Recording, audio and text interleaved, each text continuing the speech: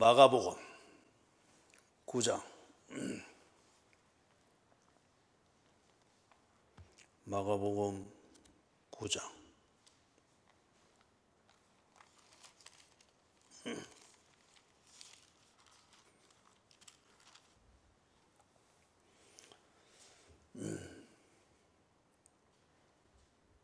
자, 9장 38절에서부터 50절까지 같이 읽습니다. 요한이 예수께 여짜오되 선생님, 우리를 따르지 않는 어떤 자가 주의 이름으로 귀신을 내쫓는 것을 우리가 보고 우리를 따르지 아니하므로 금하였나이다. 예수께서 이르시되 금하지 말라. 내 이름을 어떡하여 능한 일을 행하고 우리를 반대하지 않는 자는 우리를 위하는 자니라. 누구든지 너희가 그리스도에게 속한 자라 하여 물 한 그릇이라도 주면 내가 진실로 너희에게 이르노니 그가 결코 상을 잃지 않으리라. 또 누구든지 나를 믿는 이 작은 자들 중 하나라도 실족하게 하면 차라리 연자 맷돌이 그 목에 매여 바다에 던져지는 것이 나으리라. 만일 네 손이 너를 범죄하게 하거든 찍어버리라. 장애인으로 영생에 들어가는 것이 두 손을 가지고 지옥 곧 꺼지지 않는 불에 들어가는 것보다 나으니라. 만일 네 말이 너를 범죄하게 하거든 찍어버리라. 다리 저는 자로 영생에 들어가는 것이 두 발을 가지고 지옥에 던져지는 것보다 나으니라. 만일 네 눈이 너를 범죄하게 하거든 빼버리라. 한 눈으로 하나님의 나라에 들어가는 것이 두 눈을 가지고 지옥에 던져지는 것보다 나으니라. 거기에서는 구더기도 죽지 않고 불도 꺼지지 아니하느니라. 사람마다 불로서 소금치듯 함을 받으리라. 소금은 좋은 것이로되 만일 소금이 그 맛을 잃으면 무엇으로 이를 짜게 하리요. 너희 속에 소금을 두고 서로 화목하라 하시니라. 아멘. 이 장로님이 수요일 나오도록, 교회 나오도록 겁주고 회유하고 협박하고 막 눈치 주고 한 1년 한 끝에 수요 예배 새 가족으로 등록했죠. 저 자리 잘 잡았는데 늦게 오면 자리 뺏긴다고요. 그러니 그 뒤에 앉게 돼. 주어제 집사님이 또 수요일 예배 이게 나와야 된다고 하는 거, 이걸 한 또 몇 개월 동안에 내가 또 옆구리를 쿡쿡 찔러지. 그래 이제 회개하고 직장 바꾸고 딱 이제. 여러분, 나는 이게 교회의 힘이라고 생각합니다. 이런 게 교회의 부흥이라고 그렇게 정말 믿습니다. 그리고 교회가 할 수 있으면 사람이 많으면 좋죠. 그러면 더 많은 사람에게 복음을 들을 수 있는 기회를 주는 거니까. 그러나 그게 목회의 전부일 수 없죠. 그거는 목회를 하는 한 첫 단계죠. 그런데 목회의 꽃은 정말 이 교인들이 하나님과 1대1로 서고, 그래서 그 친밀하게 하나님과 교제 관계로 들어가도록 중보해주는 이 중매인의 역할을 하는, 그게 목회죠. 그렇기 때문에 그게 있는 게 교회가 존재해야 될 목적이기도 하죠. 그렇기 때문에 저는 하나님께 참 감사합니다. 참 감사합니다. 그런 일들을 통해서 또 교회에 그런 사람들을 구원하고 하나님이 다듬어 가시는 것을 통해서 하나님께서 하고자 하는 일은 또 하나님이 이루어 가실 것이라 그리 믿습니다.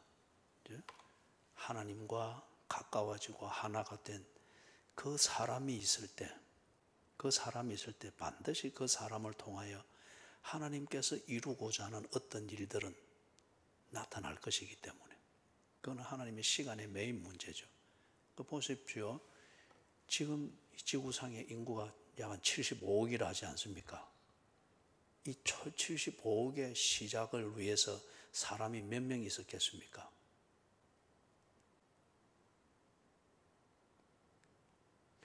새벽기도 빠지고 차 몰고 장흥 갔다가 어디 갔다가 요리 솔랑솔랑하니 이런 쉬운 그런 것도 문제도 모르고 그러지. 내가 그걸 잊어버리는가 봐. 아담 한 명 있었거든. 아담 한 명.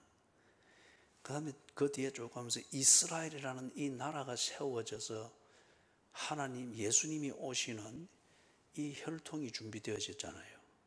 그래서 이스라엘이라는 이 나라가 세워지는 걸 위해서 몇 명이 협력을 했습니까?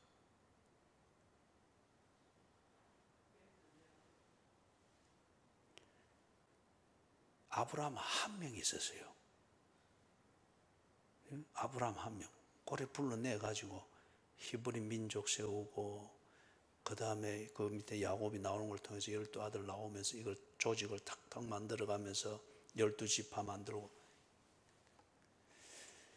그렇기 때문에 여러분, 하나님의 일은 하나님이 부르신 그 사람을 통하여서 이루어집니다. 75억 인구를 만들어야 되는데, 이는 것을 우리가 비전이라는 이름으로 그리 갖다 붙일 필요는 없습니다. 그렇기 때문에 예수님께서 우리에게 가르친 기도는 75억이 번성한 지구를 주옵시고 이 기도를 가르친 게 아니고 뭘 가르쳤습니까? 하나님 나라가 임하옵시며 뜻이 하늘에서 이루어진 것 같이 땅에서도 이루어지이다. 즉 하나님의 통치입니다.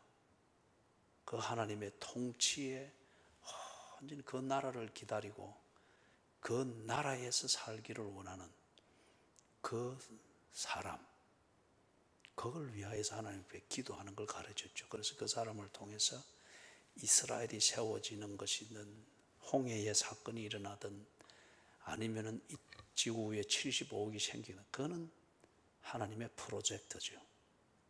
그걸 위해서 쓰일 수 있는 사람을 하나님은 찾고 이리 하는데, 그래서 수요일 새신자를 만들어가는 것도 하나님의 그런 일환이라 생각을 하고, 그래서 이 수요재단을 섬기기 위해서 여러분들이 일상의 많은 것들, 세상의 관점에서 볼 때는 많은 유익이 있을 것이라 싶은 것을 포기하고 뒤로 하고, 돌로 떡을 만들어 먹으려고 하지 않고 주를 순종하는 것, 그게 뭔가를 알기 위해서 수요를 기꺼이 바치는, 그걸 위해서 돌로 떡을 만들 수 있는 그런 세상이 말하는 기회를 버린 것에 대해서 하나님께서 왜 그리 하시는가를 보여주시게 될 것이라 믿습니다. 하나님 나라의 일이 이루어지게 될 것을 믿습니다. 자, 지금 그래서 마가복음에서는 예수님께서 하나님 나라를 가져오셨고 그 하나님 나라가 무엇인가를 사람들에게 계속 보게 하시고 깨닫게 하시고 그걸 믿게 하시고, 그래서 하나님 나라 안에서 사는 이 삶을 저들에게 주기 위해서 계속 움직이시고 애쓰시는 것을 지금 계속 보고 있죠. 자, 그러면서 이제 오늘 이 자리까지 왔습니다. 38절에서부터 시작되는데 38절에서부터 50절 이걸 수요일 3번에 나누어서 보게 될 겁니다. 오늘은 38절에서부터 41절 여기까지를 보는데, 보면은 38절에서 질문의 시작이 그렇잖아요. 요한이 예수께 여짜오되, 즉 요한이 예수님께 지금 또 잘못된 질문을 하고 있습니다. 앞에서 제가 마가복음 전체 주제를 가지고 이야기했던 것에 치면은 요한이 아직까지도 하나님 나라를 모르고 있습니다. 여전히 요한은 하나님 나라를 아주 재미있는 구경거리 정도로 생각을 하면서 떠나가지는 않습니다. 그러나 들어가지도 않습니다.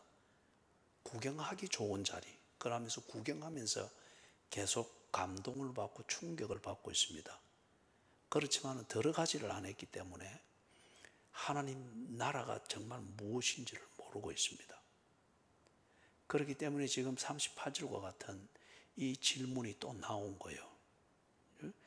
이 질문 자체를 치는 것 같으면 참 예수님을 많이 아는 것 같고 예수님과 아주 친밀한 것 같은데, 그런데 예수님의 입장에서는 이만큼 친밀하고 예수님을 이만큼 많이 알았으면 이제는 이런 정도의, 이런 수준의 질문이 나와서는 안 된다는 겁니다.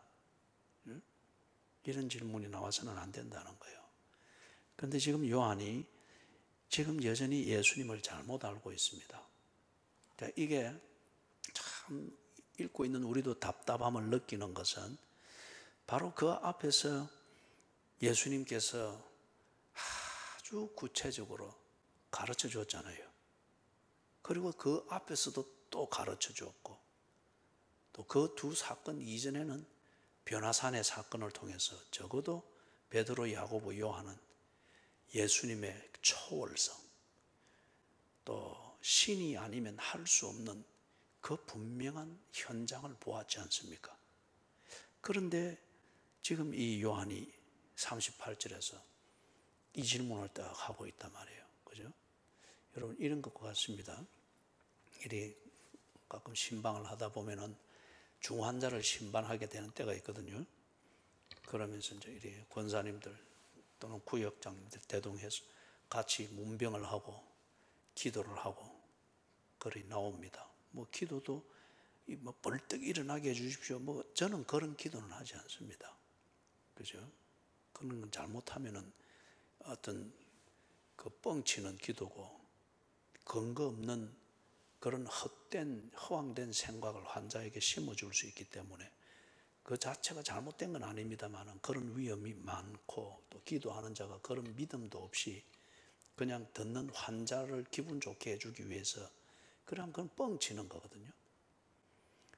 그래서 하나님의 뜻에 맡기고, 그리고 그 뜻을 절대 존중하면서 이 환자가 자신이 그 삶의 이 순간에 대한 의미를 알고 주님을 의지하도록, 그게 환자를 위해서 기도하는 저의 중심입니다. 그러고 이제 나온단 말이에요. 나오는데 뒤에 따라오는 권사, 권찰, 저것끼리는 못 살겠지. 못 살겠지. 그지? 그럴 거 말로 따라왔단 말이에요. 그냥 장흥에나 가지. 그 말로 따라오는 거라. 지금 그렇게 문병하고 기도하고 위로하고 할 때는 주여, 주여, 또는 기도할 때 뭐 내용도 모르면서 무조건 그 뭐 분위기 한다고 아멘, 아멘 해서 하고, 그러면서 나오면서는 손잡고 다음 주 교회에서 만나요. 꼭 일어날 거예요. 힘을 내세요. 그러고는 나오면서 뒤에 오면서 손 소독하면서 못 살겠지. 지금 요한이 38절에서 하는 질문이 그런 분위기입니다. 그런 분위기예요. 자, 조금 살펴보십시다. 요한이 여기서 이제 그랬다. 판단을 하고 있잖아요.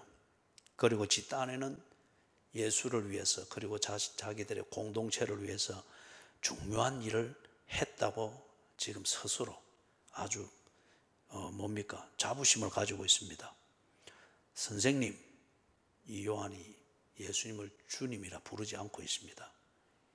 이게 거부해서가 아니고 아직 그 감각이 없어요. 지 딴에는 예수님에 대해서 최대한 존중하고, 그리고 예수님의 품위를 지키고 어떤 이거에 지 딴에는 최선입니다. 그런데 그 최선이 아직 예수를 구세주, 주님, 하나님 이렇게까지는 가지를 못하는 거예요. 무슨 말이에요? 그것까지는 아직 깨닫지를 못했다는 겁니다. 선생님, 랍비여, 우리를 따르지 않는 어떤 자가 주의 이름으로 귀신을 내쫓는 것을 우리가 보고 우리를 따르지 아니하므로 금하였나이다. 아주 자신감이 차 있죠. 그리고 예수님으로부터 뭔가 한 소리를 듣고 싶어 합니다. 야, 네가 우리 공동체를 살렸다. 네가 내 병렬을 지켰다.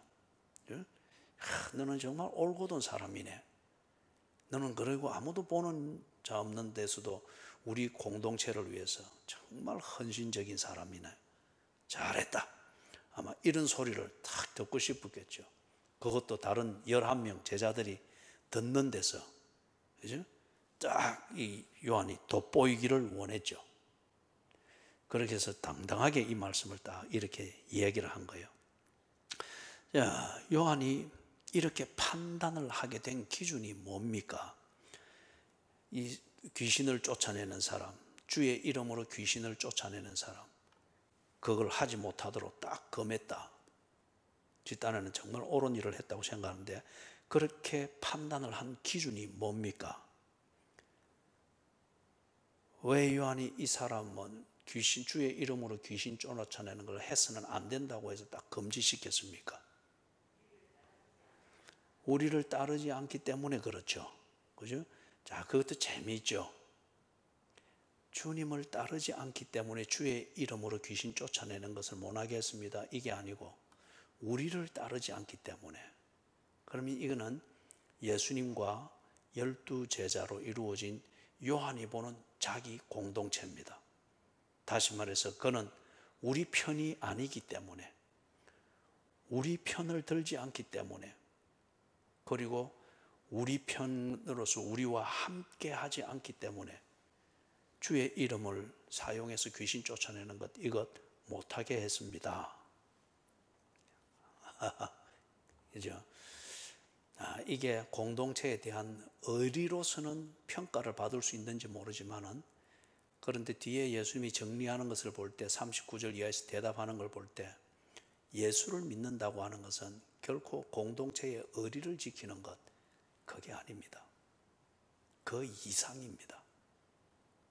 공동체의 의리를 지키는 것, 또는 일상적으로 친한 사람들의 얼굴 바꿀 수가 없기 때문에 친한 그 관계와 교제를 지키는 그 의리를 지키는 것. 그래서 뭐 교회 안에서도 처신을 거리하고 신앙생활도 거리하고 뭐 교회 소속도 거리하고 실 가는데 바늘 간다는 식으로 거리하고, 그게 기독교의 신앙의 근본을 말하는 게 아니에요. 지금 요한은 이 수준입니다. 자, 그러면 이걸 조금 더 살펴보십시다. 우리를 따르지 않는 그 사람이라 그러는데, 자, 그러면은 이 사람이 누굴까요? 그런데 주의 이름으로 귀신을 쫓아낸다. 그러면 이게 무당이 그래 했을까? 아니면은 자기의 개인적인 목적을 위해서 또는 호기심으로 그렇게 하면, 또는 자기의 개인적 욕구를 채우는 수단으로서 이런 종교적인 장난을 하는데 그걸 예수의 이름을 빌려가지고 이래 어깨너머로 보았으니까 그리 해본 그런 걸 말할까? 그거는 분명히 아니에요. 그죠? 무당이든지 아니면은 박수무당이든지 아니면은 장난삼아, 또는 예수와는 전혀 상관없고 아무것도 모르는데 그냥 귀로 한번 들었던 것 가지고 예수의 이름 사용해가지고 뭐 귀신 쫓아내는 이런 거, 이런 경우는 아닙니다. 그러면 이거는 어느 한 유명한 주석가가 라이트푸트라고 하는 이 유명한 주석가가 이야기하듯이, 이 사람은 분명히 유대교 안에서 경건하게 또는 그 신앙이 무언가 유대교적 훈련을 받으면서 그런 잔뼈가 굳어져 있는 사람입니다. 유대교의 입장에서는 경건한 신앙인이죠. 그런데 예수를 주의 이름으로 그렇게 사용을 해서 쫓는다. 그러면 예수를 아는 사람입니다. 예수를 구세주로 믿는 것은 아닐지 모르지만은 예수에 대해서 유대교인들이 생각하고 있는 예수, 그 정서와는 좀 다른 차원에서 예수를 깊이 존경하고 인정하는 어떤 그런 종류의 사람인 것이 분명합니다. 어떤 사람일까요? 예를 들면 세례 요한의 제자들 같으면은, 세례 요한 자기들은 세례 요한이 메시아라고 그렇게 믿었잖아요. 그렇게 존중하고 거의 절대시하는 그들의 선생 랍비 세례 요한이 예수를 주라 시인하고 예수를 가르쳐 세상 죄를 지고 가는 어린 양이로다.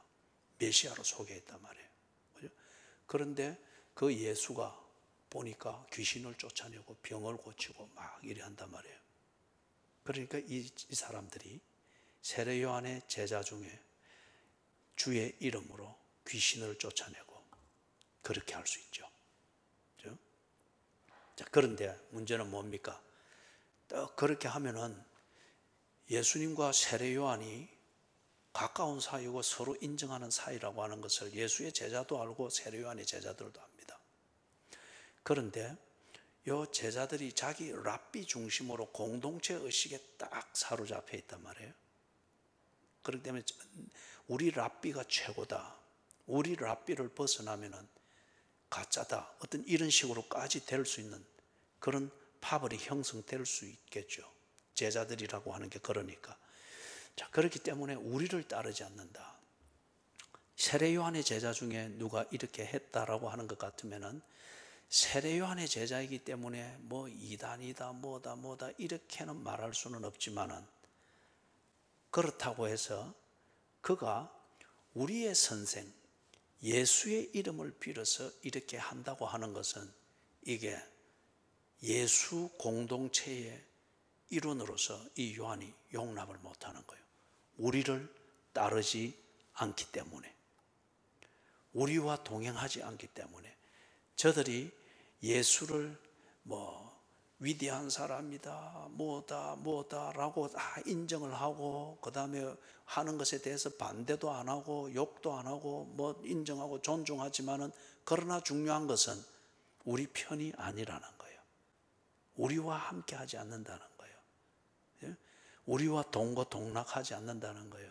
당시 유대 사회 같으면은 이 한 랍비를 같은 랍비를 섬기면은 같이 먹고 같이 자고 같은 신념이고 모든 것을 같이 공유하는 거예요. 그게 우리를 따른다는 거예요. 우리와 함께 한다는 거예요.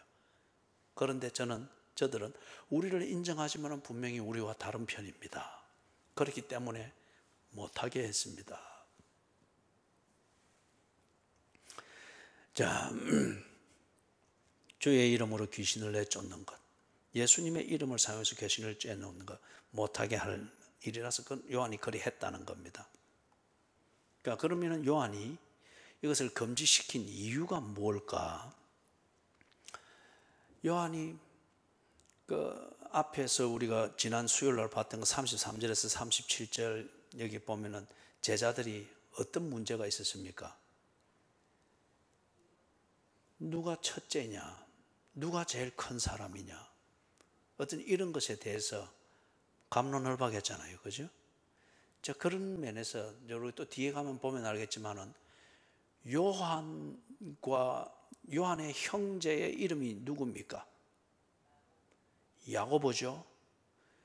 이 형제의 별명이 뭡니까? 예? 보아너게 곧 우레의 아들이라 그랬죠. 그죠? 아주 성질이 급해요. 아주 성질이 급하고 지가 하고 싶은 게 있다 아니면 이게 옳다 이게 틀리다 판단도 아주 빠르지만은 거기 판단이 있으면은 바로 막 행동으로 옮겨가는 거예요. 예? 여러분 뭐 조용히 움직인다고 해서 이 사람이 여유가 있고 아주 합리적이고 그리 말할 수는 없어요. 조용하고 말수도 적지만은 아주 실제적으로 성격이 급한 사람이 있죠. 그 다음에 그것도 성격이 급한데 아주 자기의 욕심이 한번 발동되면은 이걸 다른 걸 생각을 하지 못하는 게 있죠. 그것에 우리가 집착이라 그러죠. 요한과 야고보가 거듭나기 전에 그들의 인간성이 그러했습니다. 정의감도 있지만은 이 정의감이 성숙하지 못하니까 이게 언제나 성급한 판단이 되고 그 다음에 이 정의감이 성숙하지 못하니까 이 성급한 판단대로 과격한 그러한 결정과 행동이 막막 나왔던 거예요. 그러니까 예수님께 뭘 요구했습니까? 막 자기들을 모욕하고 예수를 모욕하니까 저 동네에 벼락이 떨어지게 하면 어떻겠습니까? 그러면 이제 이 별명이 붙은 게 우레의 아들들이다, 보아너게다 그래 한 거예요. 이제 그 형제 요한과 야고보 중에 지금 요한이 이걸 지금 하고 있는데 지난 수요일 날 보았던 것처럼 33절에서부터 37절에 막 그들이 다투었잖아요. 누가 크냐, 누가. 거기에 분명히 주도했던, 그 분위기를 주도했던 게 요한과 야고보였던 걸 우리가 알 수 있습니다. 뒤에 가면서 살짝 자기 어머니를 통해 가지고 오른쪽 편에 왼쪽 편에, 그죠? 노른자위는 딱 차지하려고 하는 걸 또 볼 수가 있잖아요, 그죠? 자, 그렇기 때문에 이 요한이 지 나름대로 주의 이름으로 귀신을 쫓고 있는 이 사람을, 그것을 못하도록 금지시킨 나름대로의 이유가 있는 거예요. 그러면 앞에서 이 요한의 배경을 설명했던 것을 통해서 우리가 정리를 할 수가 있습니다.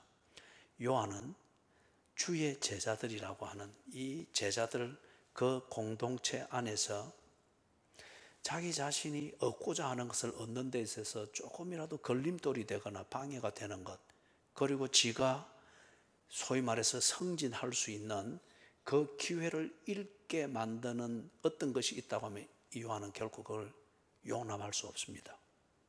지금 이 거듭나기 전에 요한입니다. 그걸 용납할 수 없는 거예요. 그렇기 때문에 이 주의 이름, 예수의 이름, 지금 약 3년째 일이 지나면서 예수님의 소문이 많이 퍼졌잖아요. 그리고 예수님의 이름에 대한 이 일반 시민들의 그 굉장히 기대감과 존경심과 이거는 굉장히 큽니다. 그런데 아무나 또 뭐 주의 이름으로 귀신 쫓아내고 막 이리 되면은 바로 이 주님과 함께 있는 이 12명의 제자들, 그들의 이 희소가치, 그들의 기도권, 이것이 희석되잖아요. 그죠?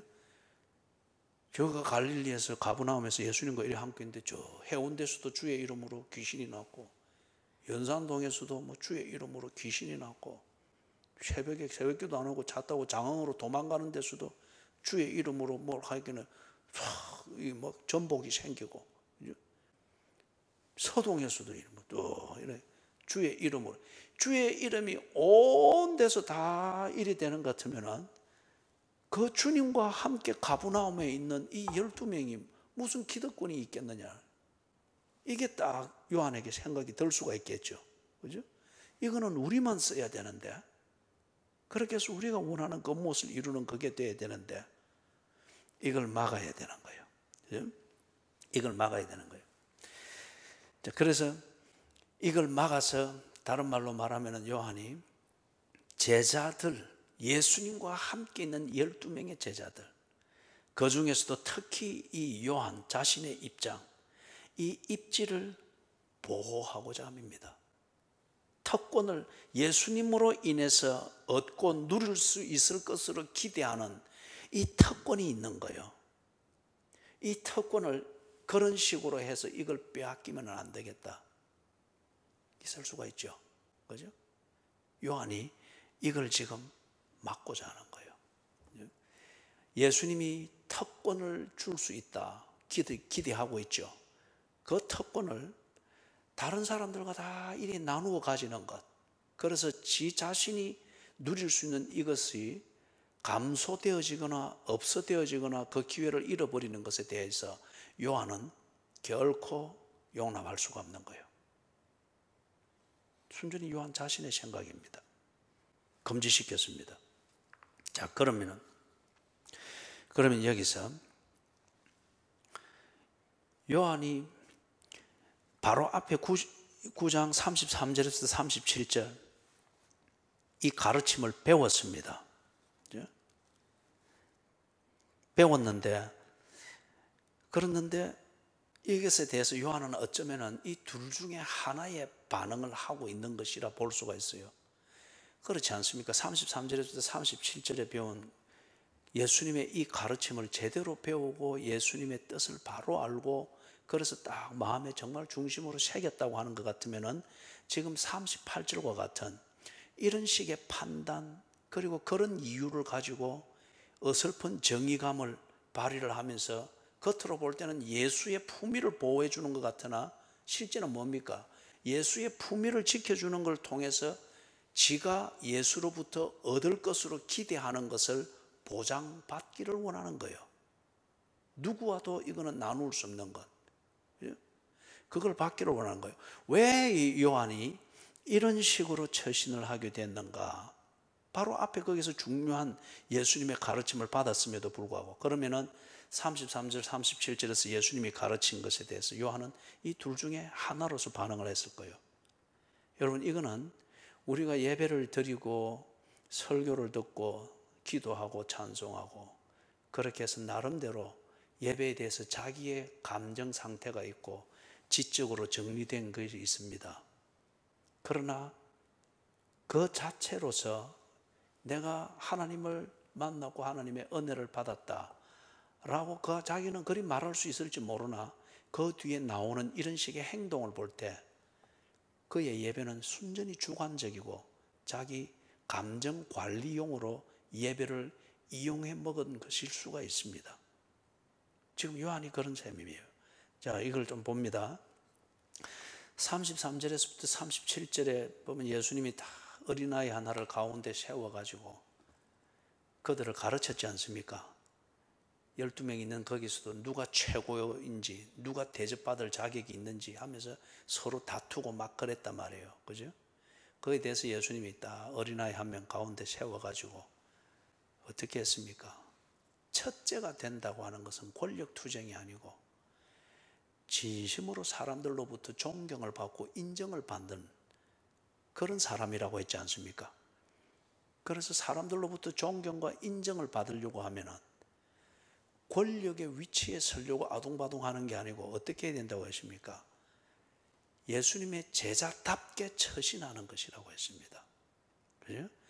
사람들 끝에 있던 사람들 위에 있던 사람들이 많이 주목해보는 인기의 자리에 있던 아무도 그들도 보지 않는 그런 소외된 자리에 있던 어느 곳에 어떤 모양이 되어 있더라도 예수의 제자로서 하나님의 사람으로서 합당하게 처신하는 것, 그럴 때에 그가 결국에는 사람들로부터 인정을 받고 존경을 받을 때 우러나는 존경심과 신뢰와 인정으로 그를 높여주게 된다. 이게 첫째가 된다는 거예요. 예수님이 그걸 가르쳤지 않습니까? 예? 그걸. 그래서 이 어린 아이 하나도 내 이름으로 영접하면 그걸 가르쳤잖아요. 그런데 이 제자들은 높은 자리에 있고 권력을 쥐고 이러하면은 자기가 사람들로부터 인정받고 자기도 사람을 부릴 수 있다고 해서 누가 이 중에 우리가 최고인가 막 다투고 이래 했단 말이에요. 그것에 대해서 예수님이 다 이걸 가르쳤을 때 누구도 예수님에 대해서 반문하지 않았습니다. 이걸 우리의 예배의 상황에서 말하면은 요한이 예수님이 이 가르침을 줄 때 크게 감동했을 수 있습니다. 감동하고 참 말마다 다 옳은 말씀이고 그렇게 들었을 수 있겠죠. 그죠? 들었을 수 있겠죠. 그래서 과연 우리 랍비가 최고구나. 우리 랍비가 가르친 거 앞에 보니 참 내가 아직도 부끄러운 사람이네. 그래 해야지. 존경, 그것은 강요해서 얻는 게 아니고 내 하는 삶의 내용을 보고 내 성품을 보면서 나를 인정하는 사람들의 마음에서 우러나는 것이구나. 그게 맞지. 우리 선생님이 정말 최고구만. 그래서 예배 드리고 가면서 감동해가지고 그리 살아야지 하면서 문을 나섰습니다. 그런데 현실을 보니까 현실에서 이제 그렇게 해야 될 게 딱 왔단 말이에요. 그런데 자기가 감동을 받았던 예수님의 가르침 그리고 들었던 설교, 이것은 전혀 별개가 되어버리는 거예요. 눈에 보이는 그 현실을 보면서 자기 판단과 여전히 가지고 있는 본성과 계획과 욕구대로 그냥 딱 판단하고 처리를 해버리는 거예요. 지금 38절에서 요한이 이렇게 판단하고 이런 이유로 이런 식으로 판단하는 것은 이런 경우일 수 있습니다. 예수님이 앞에서 가르칠 때 감동하고 옳다고 수긍하고 그렇게 했을 수 있습니다. 그런데 지금 주의 이름으로 귀신을 쫓아내는 것을 이렇게 보니까 굉장히 이게 위기감을 가지는 거예요. 저거는 못 했잖아요. 그죠? 저가 못한 것을 이 세례 요한의 제자일 것 같으면 세례 요한의 제자니 하고 있으면 관심이 절로 다 갈 것이고 저가 첫째가 될 것이다. 시큰 지금 바로 직전에 첫째가 되는 것이 어떤 의미인가를 예수님이 설교를 들으면서 감동하고 막 이래 했는데 딱 현실을 보니까 저게 첫째가 되겠다. 즉 인기몰이가 절로 다 가겠다. 중지를 시키는 거예요. 못하게 하는 거예요. 무슨 말씀인지 아시겠어요? 이 요한이 예수님의 말씀을 듣는 것은 잘 들었을 수 있습니다. 감동했을 수 있습니다. 그런데 설교를 듣는 것 따로 있고 자기가 생활하는 게 따로가 있는 거예요. 요한이 아직 이게 해결이 안 됐습니다. 아니면은 33절에서부터 37절 예수님이 이 첫째가 되고자 하는 자에 대해서 설교할 때에 요한이 귓등으로 들었을 수 있습니다. 반감을 가지고 들었을 수 있습니다. 아니, 예수님이 왜 나를 인정해 주지 않지? 변화산까지 같이 갔고 이래 하고 예수님이 척 보아도 다른 11명 봐봐야 다 나만 하지 못한데, 그런데 뭐 자꾸 예수님 나를 빙빙 돌리고 뭐 첫째가 되고자 하는 자는 이렇게 뭐라고, 예수님이 무슨 말을 하는가 그 의미를 새기기 위해서 귀를 기울이고 듣지 아니했을 수 있습니다. 귓등으로 그냥 들었습니다. 왜냐하면 지 선입관이 딱 있으니까. 그러니까 예수님의 그 말씀하는 동안 예수님에 대해서 반감이 생길 수 있겠죠. 그리고 예수님이 한 말은 그 의미를 전혀 모르니까 그 말이 전부 다 반감이 생깁니다. 그렇기 때문에 예수님과 함께 있고 예수님의 말씀을 듣고 예수님의 가르침을 들을지라도 변화는 일어나지 않습니다. 그렇기 때문에 37절까지 예수님과 시간을 더 보내고 난 뒤에 38절에서 상황이 딱 바뀌니까 여전히 지 방식대로 판단하고 지 방식대로 생활합니다. 전혀 문제의식이 없습니다.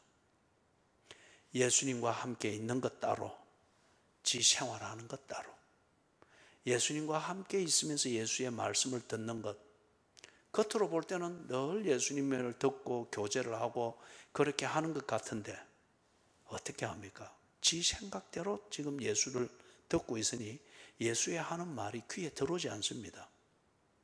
귓전으로만 듣습니다. 지 생각대로 되어지지 않기 때문에 예수님이 말을 하시는 만큼 예수님에 대해서 반감이 생깁니다. 아마 이런 상태로 예배를 드리고 설교를 듣고 또는 성경을 읽는 분들이 한국교회에 대단히 많을 겁니다. 그렇기 때문에 변화가 안 됩니다. 예수님과 거의 3년째 시간을 보내지만은 요한이 변화가 안 되는 이유는 아마 이것일지도 모릅니다. 예수님의 말을 소리로는 들어요. 그러나 의미는 모릅니다. 지 생각이 있기 때문에. 듣는 만큼 반감이 생기는 거예요. 자, 그러면은 보십시다. 요한의 그런 문제가 무엇이냐? 왜 요한이 이랬느냐? 이걸 조금 더 구체적으로 말하면은 우리가 지금까지 해왔던 것, 9장에서부터 지금까지 해왔던 것을 간략하게 보면 되겠습니다. 9장 2절에서부터 13절, 여기서 어떤 사건이 있었죠? 변화산의 사건이 있었죠. 그죠? 변화산의 사건이 있으면서 이때에 베드로, 야고보, 요한이 다른 말을 못할 정도로 그들은 대단히 놀랐습니다. 대단히 놀랐습니다. 예수님이 보통 분이 아니었습니다. 그런데 놀랄 뿐 믿지는 못했습니다. 그 의미가 뭔가를 모르니까. 그런데 이게 그들에게 어떻게 작용한 거예요? 그 뒤에 이어지는 그 스토리를 보니까 그렇습니다. 다른 9명의 제자가 보지 못한 예수님에 대한 그것을 경험을 하고 난 뒤에 어쩌면 이것은 자신들의 자만감, 종교적 자만심을 강화시키는 그런 체험으로 작용했던 것이 분명합니다. 체험 중요합니다.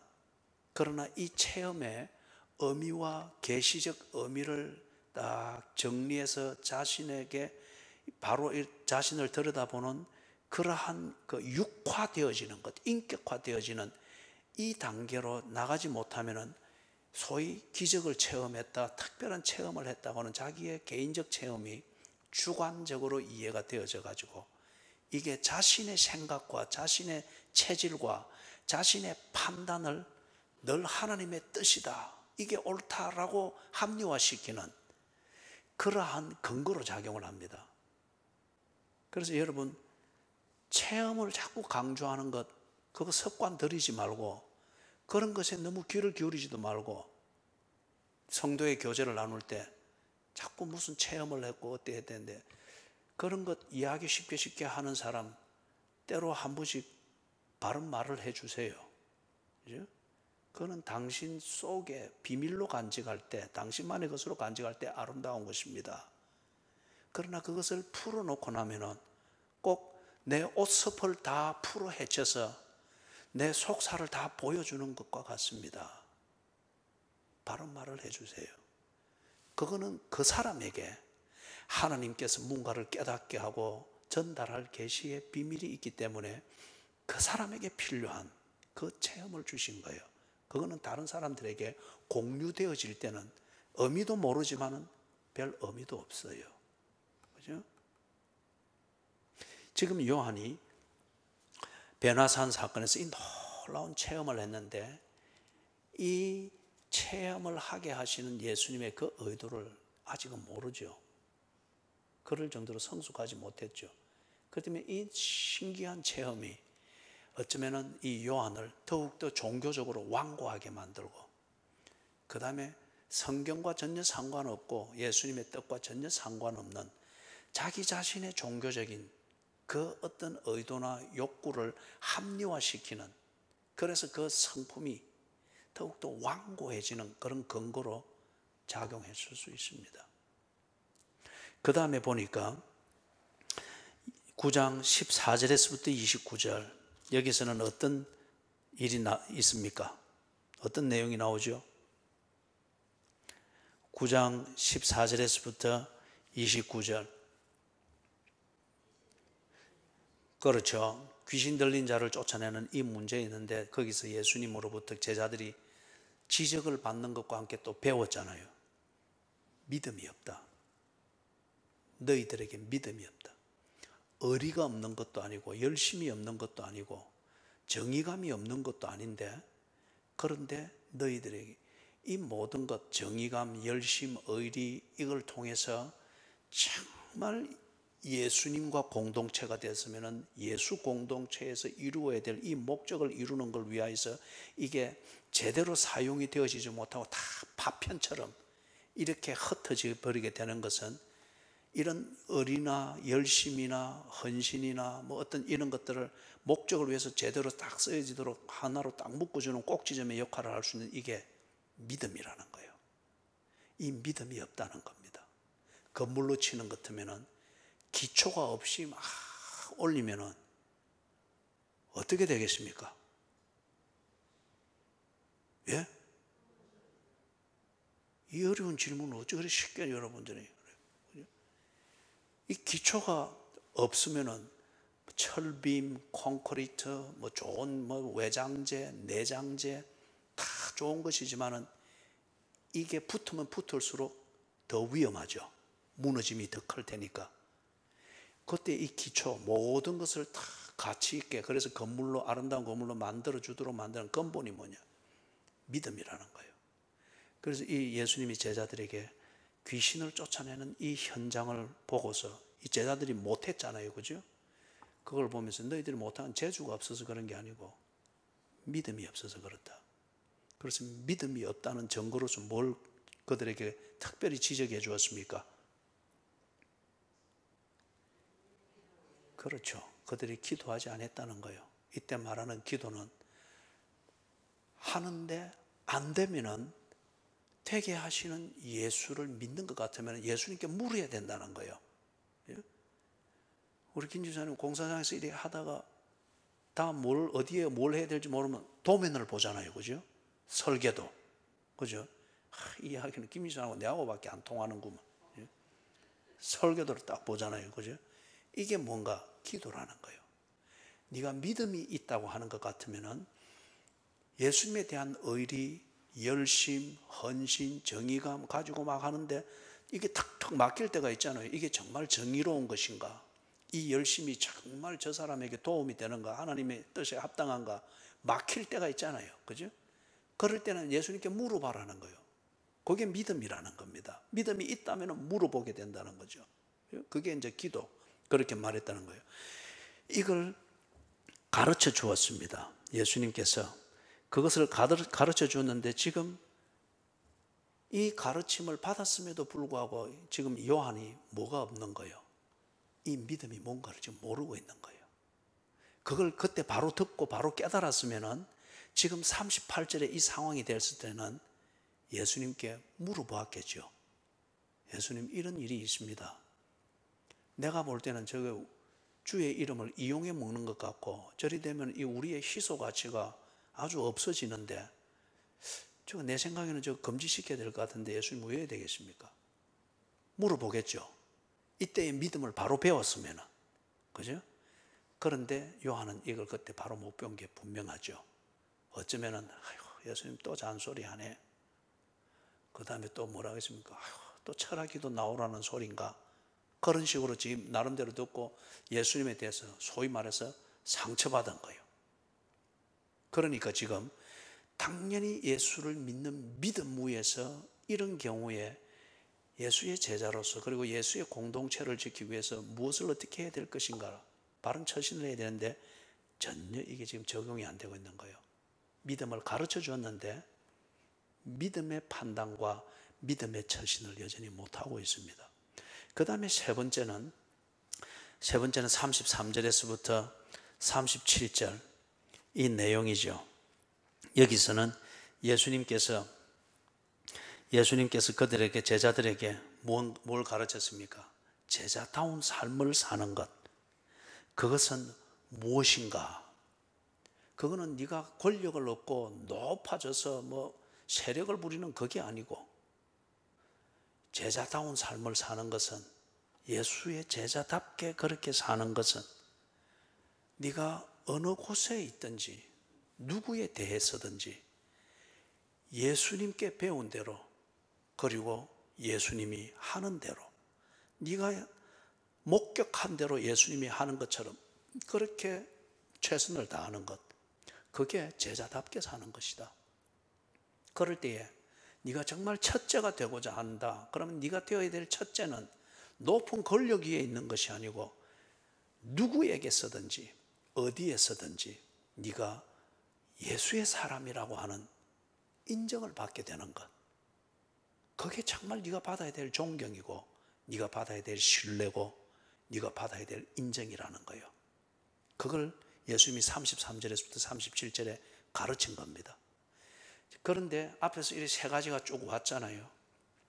변화산에서 보았고 그리고 귀신을 쫓아내는 이 사건에서 자기들이 실패한 것을 통해서 예수님이 너희들이 믿음이 없다고 하는 것을 가르쳐 주었고 33절 37절에서 너희들이 되고자 높은 권력을 가진 자가 되고자 하는 그 야심을 버리고 예수의 사람으로 인정을 받는 것 그것이 되고자 하는 너희들의 소원이어야 한다.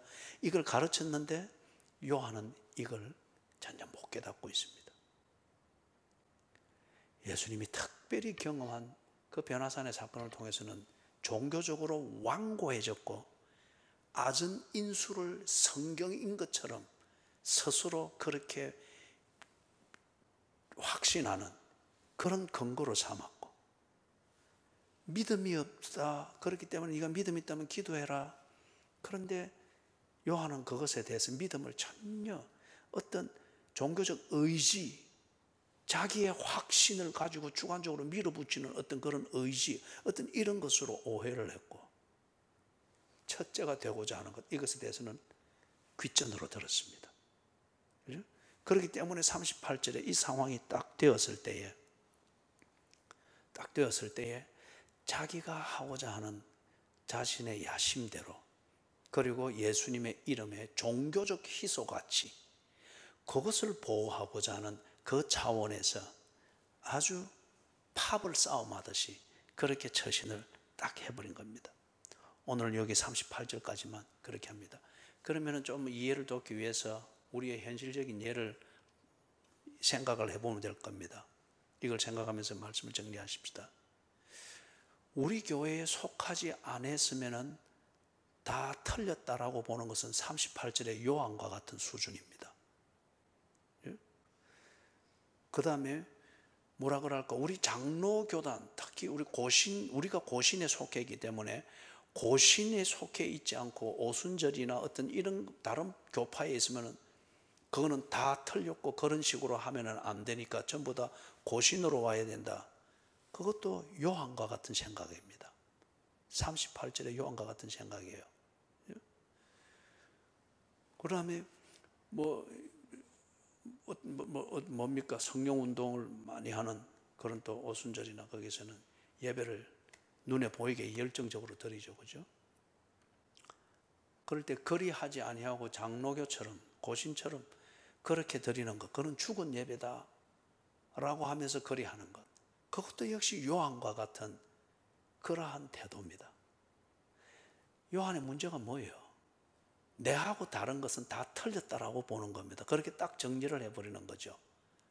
우리 편이 아닌 것은 다 틀렸다라고 보는 거예요. 그죠? 내 하는 방식대로 안 하면은 다 틀렸다라고 보는 거죠. 그런 요한과 같은 그것이라는 거예요. 뒤에 우리가 다음 수요일 날 보게 되겠지만은 예수님은 그들을, 세례 요한의 제자들을 인정합니다. 그리고 그들이 하는 그 일을 인정합니다. 인정합니다. 사랑하는 여러분, 장로교가 있고 오순절이 있고 감리교가 있고 침례교가 있고 예수를 부정하는 것이 아닌다면, 예수가 하나님의 아들 아니다 또는 신천지처럼 내가 예수다 이런 식으로 하는 그것은 아니에요. 그거는 천국과 지옥의 문제니까. 그러지 아니하고 하나님 나라의 일을 위하여서 부름을 받아서 다양하게 쓰여지잖아요. 그런 면에서 내하고 너는 다를 수가 있습니다. 그러나 나와 너를 부르신 하나님 안에서는 하나님 나라의 일을 위하여서 각자 2달란트 받은 대로 5달란트 받은 대로 그렇게 쓰여지고 있는 거죠. 그런데 그런 차이 때문에 그 다음에 나의 입지를 위하여서 또는 우리 교회가 추구하는 어떤 그런 사람이 많아지고, 나는 그런 비전을 말하는 게 참 어리석고 허망하게 생각이 듭니다. 몇 년까지 5,000명을 만든다. 또는 몇 년까지 기도원을 지어서 뭘 어떻게 한다. 그걸 실제적인 내용에서 교제의 차원에서 이 얘기는 할 수 있지만, 그러나 그것이 궁극적인 목적이 되고 그것에 집중되어지는 것만이 그 교회에서 하는 일의 모든 일과 교제에 가치 있는 것으로 여겨진다고 하면은 그것은 지금 38절의 요한입니다. 정말 앞에서 예수님이 보여주었던 베나산의 사건에서 예수의 신성, 그리고 귀신을 쫓아내는 것을 통해서 예수를 믿는다고 하는 것이 무엇인가? 33절 37절 이 단락에서 보여주었던 것, 정말 첫째가 되는 것이 무엇인가? 그건 예수의 제자답게 사는 것이고 예수의 제자로 인정을 받는 것이다. 이 예수님의 가르침과 설교를 전혀 이해하지 못한 것이죠. 아니면은 그것을 반감을 가지고 들었고 본질을 오도하는 그런 것이 되겠죠. 그죠? 사랑하는 여러분, 예수가 구세주가 아니다 또는 예수가 구세주인 것을 부정하는 것, 이거는 천국과 지옥의 차이입니다. 그거는 결코 옳다고 인정할 수 없고 교제가 될 수가 없죠. 그러나 예수를 구세주로 인정을 하지만은 믿음의 정도가 수준이 다르거나 그 다음에 예수를 구세주로 인정하는 고백이 있지만은 이 고백을 따라 사는 방식이 다르고 지역이 다르고 성향이 다른 것, 이걸 두고서 여러분 틀렸다라고 말하거나 이단이라고 말하는 것, 그것은 아전 인수입니다.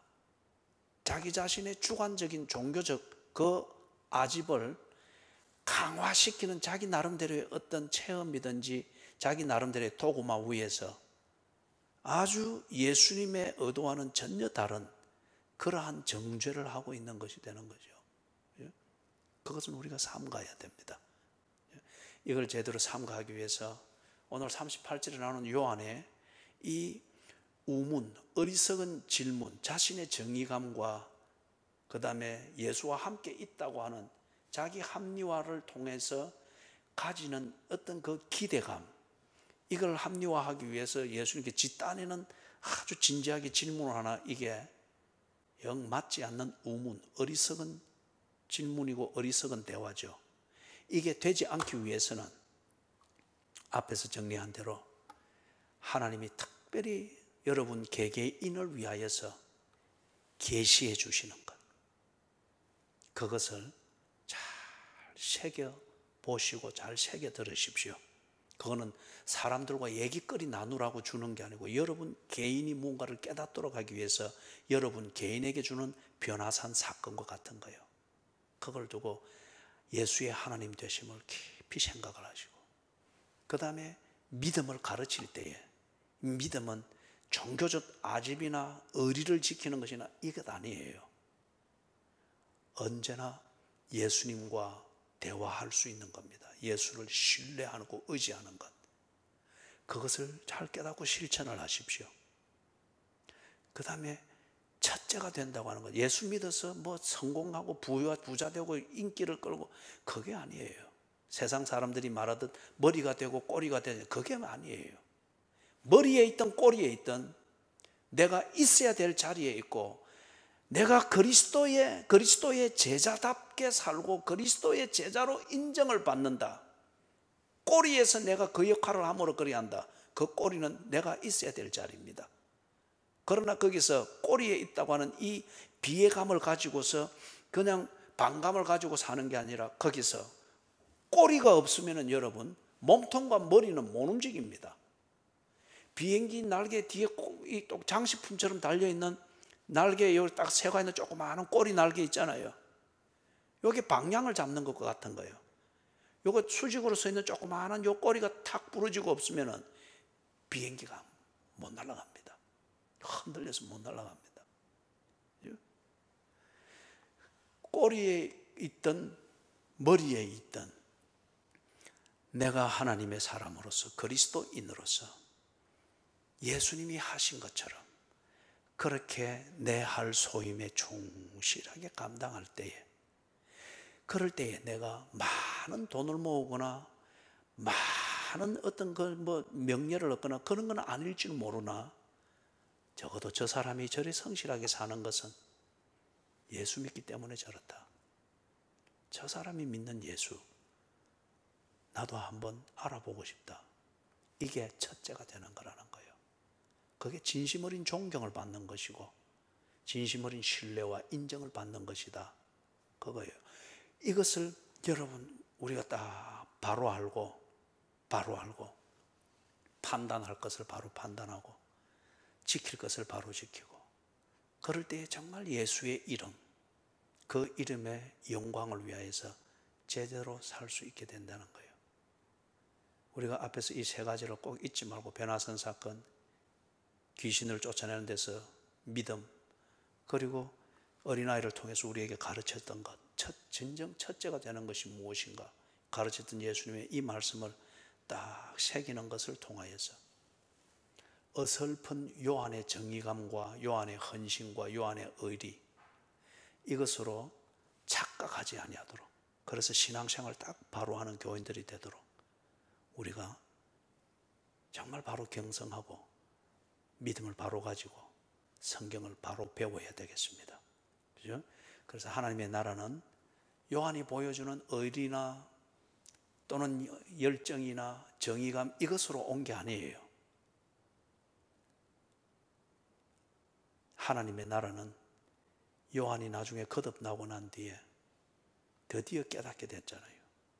예수를 믿고 예수처럼 살려고 하고, 어디에 가서든 예수가 육체를 입고 오신 하나님이라고 하는 이것을 믿고 증거하는 것을 통하여서 요한을 통해서 이루어지고 나타나야 될 하나님 나라가 이루어졌잖아요.